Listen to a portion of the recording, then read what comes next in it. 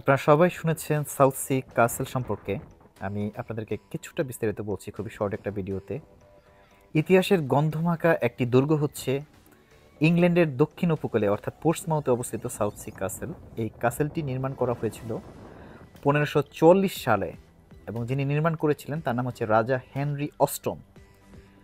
সবথেকে কষ্টের ব্যাপার হচ্ছে এই সাউথ সি কাসেল থেকে রাজা হেনরি অষ্টম দেখেছিল তার সবথেকে ফেভারিট যুদ্ধ জাহাজ মেরি রোজ দুঃখজনকভাবে ডুবে গিয়েছিল।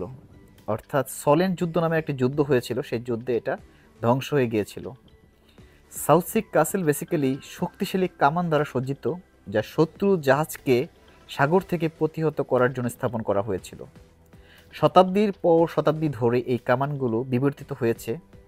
প্রাচীন মোজল লোডিং কামান থেকে শুরু করে ভিক্টোরিয়ান যুগ ও দ্বিতীয় বিশ্বযুদ্ধের আপনারা সবাই শুনেছেন সাউথ সি কাসেল সম্পর্কে। আমি আপনাদেরকে কিছুটা বিস্তারিত বলছি খুবই শর্ট একটা ভিডিওতে।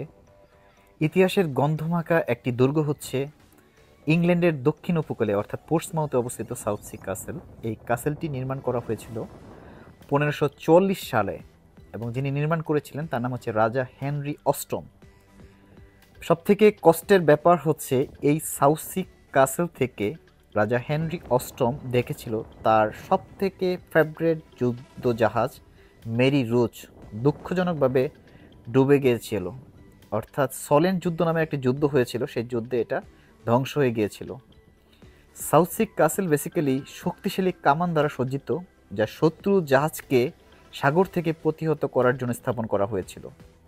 শতাব্দীর পর শতাব্দী ধরে এই কামানগুলো বিবর্তিত হয়েছে। প্রাচীন মোজল লোডিং কামান থেকে শুরু করে ভিক্টোরিয়ান যুগ ও দ্বিতীয় বিশ্বযুদ্ধের সময় আধুনিক কামান আজ দুর্গের বিভিন্ন স্থানে ঐতিহাসিক কিছু কামান সংরক্ষিত আছে। আপনারা জেনে অবাক হবেন যে এইখানে একটি কামান রয়েছে যে কামানটির ওজন হচ্ছে 12 টন। আপনারা কি ভাবতে পারেন যে কতটা অত্যাধুনিক ছিল এই কামানটি এবং কতটা শক্তিশালী ছিল শত্রুপক্ষের জাহাজকে ধ্বংস করার জন্য। এই কাসেলটি বর্তমানে একটি দর্শনীয় স্থান হিসেবে পরিগণিত হয়েছে। এর মধ্যে রয়েছে একটি বাতিঘর বা লাইট হাউস, জাদুঘর, গোপন সুড়ঙ্গ পথ